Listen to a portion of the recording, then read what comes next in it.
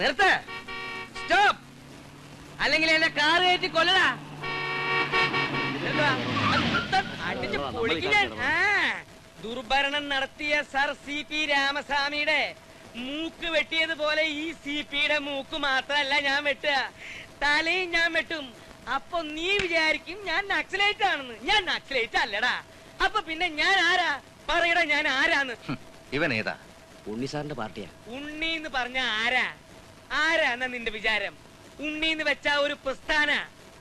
ഉണ്ണികൃഷ്ണനെ തൊട്ട് കളിച്ചാൽ അക്കളി തീക്കിളിയാണെന്ന് നീ ഇപ്പൊ ഓർത്തോ?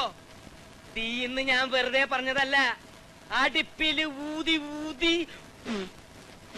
ഇങ്ങനെ തീയിൽ കുരുത്തു വളർന്നവരാ മോനെ ഞങ്ങള്. ആദ്യം നിന്റെ ഈ ചുവന്ന തുക്കടക്കാറ് കത്തിക്കും, പിന്നെ ഞാൻ നിന്റെ കമ്പനി കത്തിക്കും, സോറി പിന്നെ നിന്നെ കത്തിക്കും. അതീന്ന് ഒരു പിടി ചാരം ഈ വലത് കൈകൊണ്ട് വാരിയെടുത്ത് ഭാരതപ്പുഴയെ കൊണ്ടൊഴുക്കും.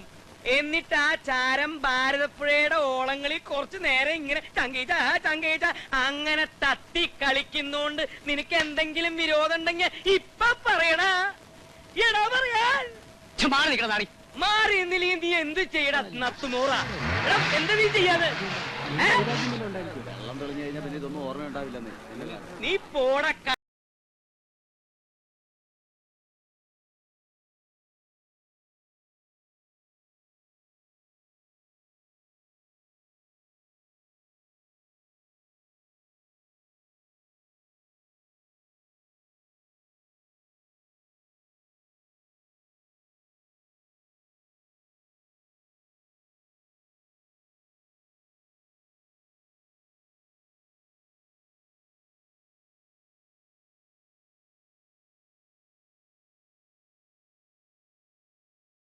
ല്ലേ?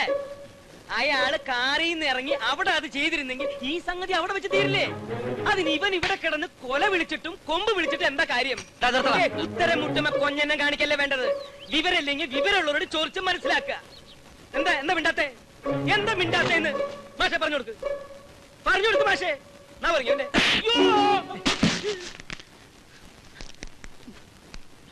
മിണ്ടിപ്പോരുത് നീ. മനസ്സിലായി. ഇപ്പൊ എനിക്ക് മാഷ മനസ്സിലായിട്ടോ.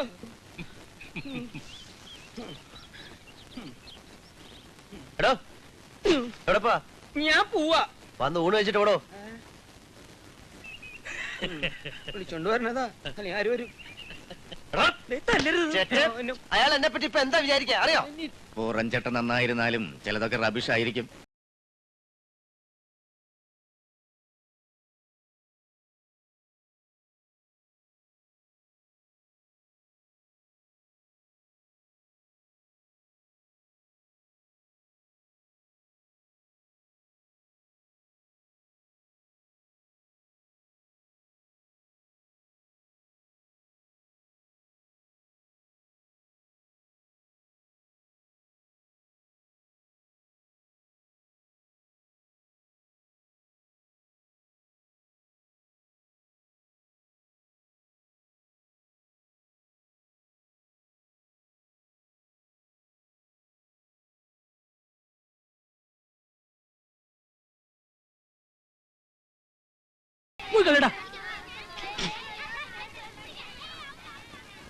എന്ത് വഴിയാ?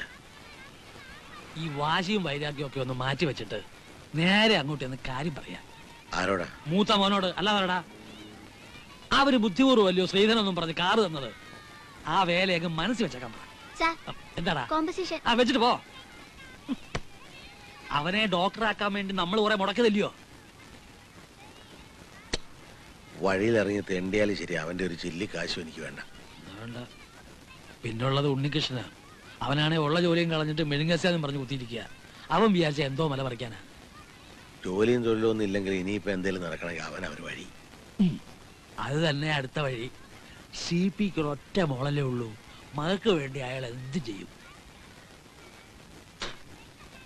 ഈശ്വരപിള്ള ചേട്ടൻ ധൈര്യമായി പോയി അങ്ങോട്ട് സംസാരിക്കുക. ജപ്തി പ്രശ്നം നമുക്ക് പുല്ലുപോലെ പരിഹരിക്കാം. അതിനു മുമ്പ് ഉണ്ണികൃഷ്ണനോടൊരു വാക്ക് ചോദിക്കണ്ടേ? അവനോട് ചോദിക്കാൻ പറയൊന്നും വേണ്ട. ആദ്യം കാര്യം നടത്തുക, പിന്നെ കല്യാണം. ഞാൻ വായിൽ വെള്ളിക്കരണ്ടിയുമായിട്ട് ജനിച്ചവനൊന്നുമല്ല. ഉണ്ണിയെ പോലെ തന്നെ സ്വയം പൊക്കി പറയൊന്നുമല്ല. കുറച്ച് സ്മാർട്ടായിരുന്നു ഞാനും. പിന്നെ ഹാർഡ് വർക്ക് ചെയ്യാനുള്ള ഒരു മനസ്സും അതൊന്നും എനിക്ക് നഷ്ടപ്പെട്ടിട്ടില്ല. ഇന്നത്തെ ഈ നിലയിലെത്തിയതിൽ ഞാൻ അഹങ്കാരം പറയുകയല്ല. Really I am proud of myself. എന്ന് വെച്ച് പഴയ എന്നെ ഞാൻ മറക്കില്ല. ഐ മീൻ ചേട്ടനെയും ഉണ്ണിയെയും ഒക്കെ എനിക്ക് മനസ്സിലാക്കാവുന്നതേ ഉള്ളൂ.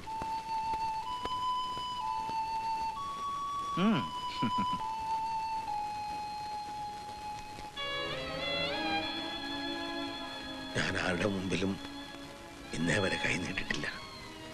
കിടപ്പാടം പോകുന്ന കാര്യമായോണ്ടാ. ഉണ്ണി അറിഞ്ഞ അവൻ ആത്മഹത്യ ചെയ്യും. എന്നേക്ക് അഭിമാനി അവനെ. അതുകൊണ്ട് ഇത് സ്ത്രീധനായിട്ട് കരുതണ്ട, കടമാണെന്ന് വിചാരിച്ചാൽ മതി. ഞാനിത് തിരിച്ചു തരും. ഇത് സ്ത്രീധനമല്ല, കടുവല്ല. എന്റെ ഏറ്റവും അടുത്ത ഒരു ബന്ധുവിന് ഞാൻ നൽകുന്ന ഒരു സഹായമാണ്. എന്നെ വെറുക്കുന്നെങ്കിൽ മാത്രമേ തിരിച്ചു തരാവൂ.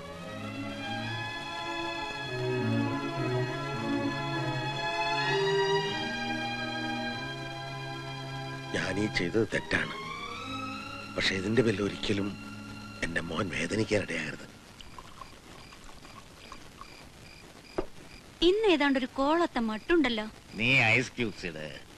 ഓർക്കാപ്പുറത്തൊരു ബിസിനസ് ലക്കെന്നല്ലാതെ എന്ത് പറയാനാ. 1,00,000 രൂപയ്ക്ക് ബിസിനസ് ഉറപ്പിച്ചു, ചെക്കും കൊടുത്തു. For your health and prosperity. 10 lakh ചോദിച്ചാലും ഞാൻ കൊടുക്കുമായിരുന്നു, എന്നാലും ലാഭ.